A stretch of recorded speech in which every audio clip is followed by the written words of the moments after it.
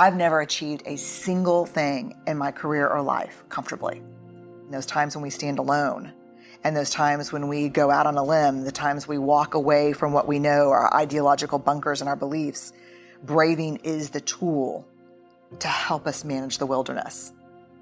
Our worth and our belonging are not negotiated with other people. We carry those inside of our hearts. I know who I am. I'm clear about that. And I'm not going to negotiate that with you. Then I may fit in for you, but I no longer belong to myself. You know, Maya Angelou has been my most steadfast counselor for my entire life. I discovered her probably 30 years ago when I was in college. And I lean into her work. You know how when you find those people that just are unsparing and honest in their work, but they also bring you joy and comfort? She's that for me. And I love everything she does except for that quote. That quote has pissed me off for decades. And I never understood this idea that you're free when you belong nowhere. And as a social scientist, I know that belonging, I know this for sure. Like if you ask me the one thing I know for sure, 200,000 pieces of data. I know in the absence of love and belonging, there's always suffering. That I know for sure. So this quote from her about belonging everywhere, which is really nowhere, is what sets us free, was so troubling to me. But then I started digging in and I started trying to understand, what does it mean to belong? And I never thought of the concept of belonging. I thought belonging was like, we have a crew. Like a posse or we a have squad. a posse, a squad. Yeah. And belonging is something you kind of negotiate with external groups of people. But it's not. What I found very quickly is the rest of that actual quote is part of an interview that she did where she ended up with Bill Moyers, where she ends up saying, you know, he ends up pushing a little bit on and saying, so are you saying that you belong nowhere and to no one? And she said, I belong to Maya. And what I found is that true belonging is a spiritual practice. And it's about the ability to find sacredness in both being a part of something, but also the courage to stand alone. And the people, for those of us who struggle to have the courage to stand alone, especially when we know that we're risking that sense of being a part of something because we disagree. Yes. Because we have a different opinion, because we love something different. That's the mark of true belonging, to be able to say, yes, I am a part of something bigger, but I also will stand alone when I need to. And then it was like, oh, you belong everywhere and nowhere. And that is liberation. Because when I do a lot of leadership work, I talk about understanding your personal values, and my two personal values are faith and courage. And so they say, don't talk about faith. It's inappropriate. This is a corporation. And then I do a lot of work in churches, and they'll say, don't cuss. And so I just got to the point where I'm like, look, I've sat across from thousands and thousands of people over the last 2 decades of my life, listening to the hardest things you can imagine. And the two things that everyone has in common when they're talking about those things are cussing and praying. If you don't want me to cuss and you don't want me to pray, that's awesome. Ask somebody else. Because what I'm not going to do is get up and bullshit you. And there are a million people in this space who are better than I am, who know different things than I do. Invite them. Right. If you need me to wear a suit, I totally get it. I'm not going to do that.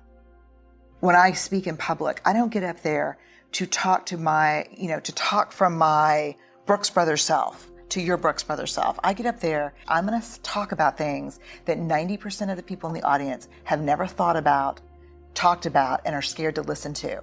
And they need to see me as a person, and I'm just that person. And there's this part from Braving the Wilderness that it really changed me. It's the practice that came from the book, and it is, don't walk through the world looking for evidence that you don't belong, because you will always find it. Don't walk through the world looking for evidence that you're not enough, because you'll always find it. Our worth and our belonging are not negotiated with other people. We carry those inside of our hearts. And so for me, I know who I am. I'm clear about that. And I'm not going to negotiate that with you. I will negotiate a contract with you. I will negotiate maybe even a topic with you, but I'm not going to negotiate who I am with you. Because then, and this is, I think, the heart of the book, then I may fit in for you, but I no longer belong to myself. And that is a betrayal I am not willing to do anymore. I spent the first 30 years of my life doing that. I'm not willing to betray myself anymore to fit in with you. I just can't do it. So braving is all about trust. And so probably 3 or 4 years ago, in a lot of my leadership work, I probably spend 90% of my time inside big organizations working with C-suite teams. That's what I do most of the time. And so in working with leaders, one of the things that kept coming up is trust building in teams, building trust in a culture. The thing that's hard about trust is if I work for you and you call me in and I'm like really upset because I got passed over for a promotion, and you say to me, look, Brené, you're doing great work, but there are some trust issues. The minute you say anything that I can perceive as I am no longer trustworthy or you don't trust me, we go completely limbic. We go completely out of listening with our prefrontal cortex to listening, to fight, flight, freeze, defend, because our trust is our integrity. It's who we are. So I kept wondering, when we talk about trust, what are we actually talking about? What could you call me into your office and say to me that would be more helpful, more impactful and productive than we have trust issues or I don't trust you? So we dug into the data to figure out what is trust? What do we mean when we say trust? And what I found are there are 7 elements that we're talking about when we talk about trust.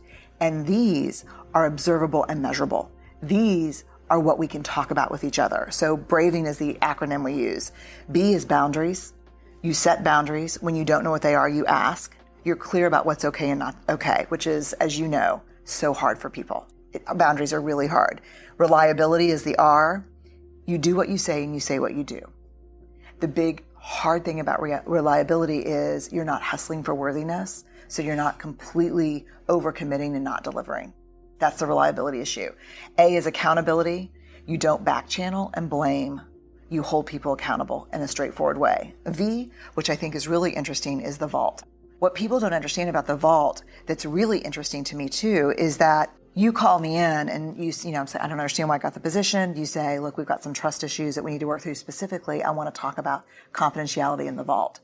And I look at you like, Marie, I have never shared a single thing that you have told me in the 10 years we've known each other. And you look back at me and say, yes, but you come in here on a regular basis and share things with me that are not yours to share.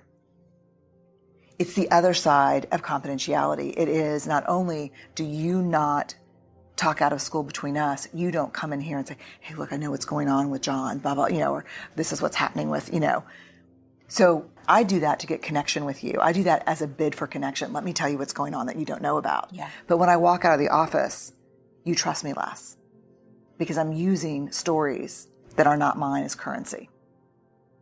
So we've got the vault. Then we go to I, integrity, which is choosing courage over comfort, practicing your values. It's choosing what's right over what's fun, fast, and easy. We have a culture of fun, fast, and easy. We have a culture of people who don't do discomfort. And I've never achieved a single thing in my career or life comfortably. And then we go to N for non-judgment. You can ask for help without feeling judged, and I can ask for help without judging myself. And then generosity, which I think is probably the biggest, hardest one for me sometimes, which is when something happens, I assume positive intent. So if things go sideways between us, I'm like, damn it, Marie, I'm so pissed off. I go and say, let me assume the best. Help me understand what happened, Marie. I thought we had a plan around this. Yes. And I give you a chance, a benefit of the doubt before I launch into my anger. That's human nature. That's wiring. In the absence of data, we will always make up stories. Yes. And so I think for braving the wilderness, the whole idea of the wilderness being those times when we stand alone and those times when we go out on a limb, the times we walk away from what we know, our ideological bunkers and our beliefs, braving is the tool to help us manage the wilderness. I'll leave you with this. There will be times when standing alone feels too hard, too scary, and we'll doubt our ability to make our way through the uncertainty. Someone somewhere will say, don't do it. You don't have what it takes to survive the wilderness. This is when you reach deep into your wild heart and remind yourself, I am the wilderness.